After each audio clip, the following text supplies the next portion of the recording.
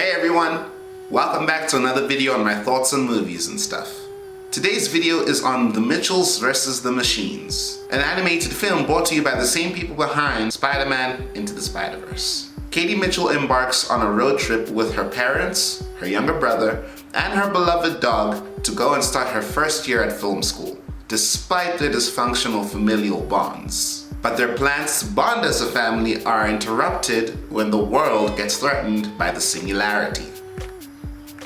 With help from two malfunctioning robots, oh, the robots are also not functioning. How did I not notice that before? With help from two malfunctioning robots, the Mitchells must now come together to save one another and the planet from this new technological revolution. But before we get into that, why don't you go ahead and hit that big red button. Yeah, that's right, subscribe. We're trying to reach 1,000 subscribers and we're almost about halfway there. So we really appreciate it if you subscribed and you shared this video with your friends so they could subscribe as well. Don't forget to hit the bell to be notified about every time we upload. And if you'd like to show some further support and help us buy a green screen, become a bro by becoming a patron. Patrons get early access, behind the scenes content, and all sorts of other perks. So why don't you come on down and let us hold $1? It's for a good cause. All done? Great. On with the show. The Mitchells versus the Machines. Visual diarrhea. What? How could you even say that? Are we talking about the Mitchells versus the Machines? Yeah. Did we watch the same movie? What's your point here, Guy 2? It was visual diarrhea. Listen, when somebody talks a lot, you say they have? Why you like this? Just answer my question. I don't want to get into it with Just humor me for a second.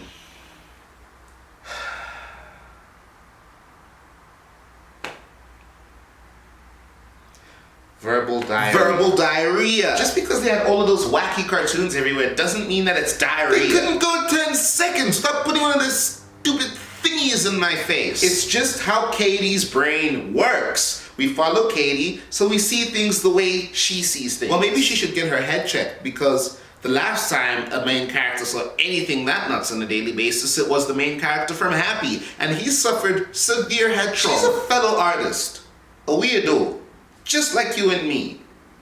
You should embrace her. In fact, that she had gone through so much on her own already is a travesty. Alright, first off, I never said that I don't like Katie, okay? I think she was awesome.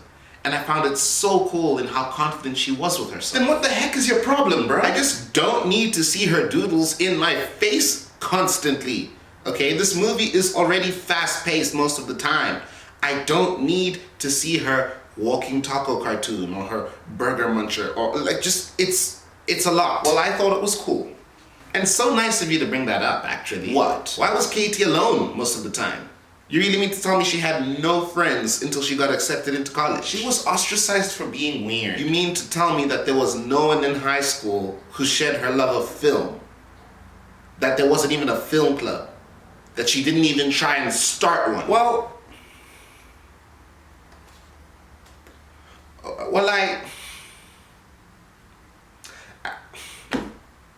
I mean, they don't actually, you know, saying she's weird isn't even an excuse anymore. This isn't the 90s. Somebody would have found a way to tolerate her, even if they had ulterior motives. It's 2021, damn it. She did seem to live in a small town. Maybe she's the only cinephile. Listen, I'll give you that, no problem, but tell me this, what about the internet? You really mean to tell me she doesn't even have Facebook friends? She posts her movies on YouTube. YouTube. Even we have at least 10 people who watch us on a weekly basis, and we love you. Mwah.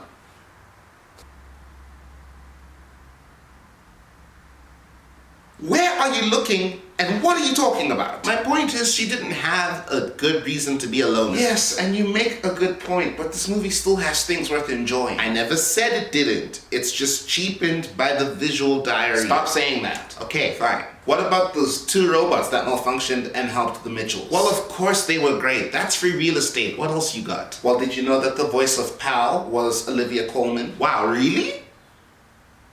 Huh, I didn't even realize. But I guess I shouldn't be surprised. Olivia Colman is amazing. And what about the Posies? I don't like them. Why not? They're perfect. Don't drink that Kool-Aid, son. Listen, there's no such thing as a perfect family. And that the Posies got away with that image kind of disturbed me. I guess we should be scared of a family that actively trains for a robot uprising. Though I will admit, that scene with the butterfly formation, that was genuinely funny. I kept rewinding that just so I could see Aaron kick his dad into a fire extinguisher.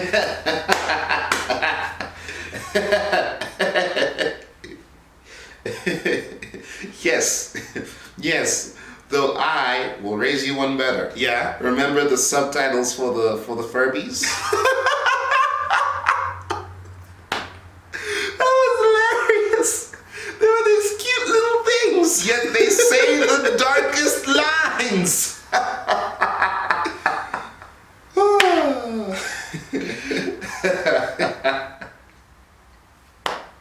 Okay, yeah, no, that was an experience. A bit far-fetched, but worth the joke. See, it's not all bad. Once again, I never said it was. It was a really good story about family. And it actually makes me very curious how Katie is going to deal with them in the future. You know, when she's older. Or maybe if she even has a family of her own. Ooh, that would be nice to see. Though they can hold on the visual diarrhea, please. Stop saying that! I'm actually kind of bothered about something else entirely. What? Katie's movies were kind of popular. She seemed to have some sort of internet notoriety. Yeah, definitely. So what you're telling me is, to build a fan base and be successful, all we need is green screen and a dog.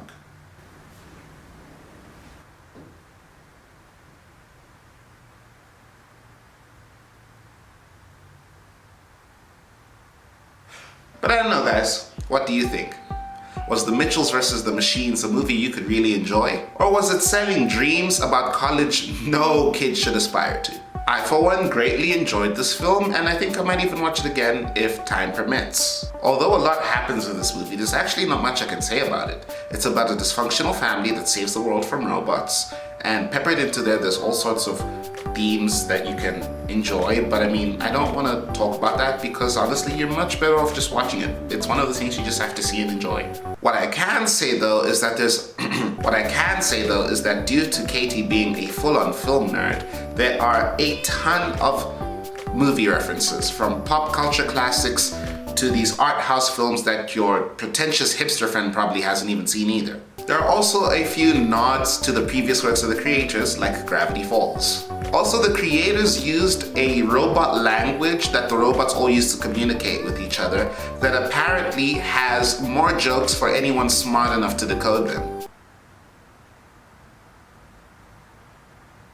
So yeah, just let me know when somebody's posted it on Reddit for the rest of us. Cool. My favorite character was Linda, Katie's mom. Katie's mom has got it going on. Maya Rudolph kills the part, as always. And Linda is clearly doing everything she can to try and keep her family together. She's also greatly misunderstood by her children and kind of taken for granted, though I feel like that's something any mother can relate to. Returning to our main character, I really liked Katie. I also liked her art style, but more for how it fit her sense of humor. I liked being able to see her creative process in almost every single aspect of her life.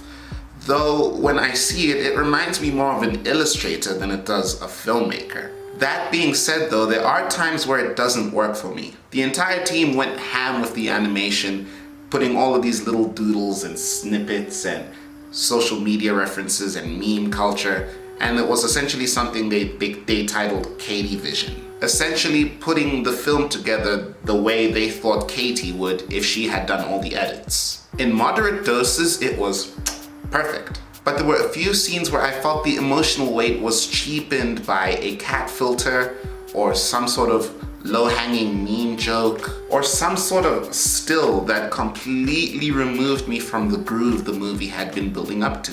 So in regards to the Katie Vision, I guess what I'm trying to say is that a little less could have gone a long way. Rotten Tomatoes gave this movie a whopping 98%, while IMDb gave it a solid 8 out of 10. I, on the other hand, give this movie a well-deserved 4 out of 5. It's the first 4 that we've had on the channel, and honestly, I feel like this movie deserves it. It's amazing. But that's all from me, guys. If you liked this video, give it a big thumbs up. If you absolutely hated this video, give it an even bigger thumbs up. As I said earlier, don't forget to subscribe and hit the bell to be notified about every time we upload. And when you're done with that, visit our Patreon and let us hold $1 so that we can get enough money to buy a green screen and a dog so that we can maybe gain some more subscribers.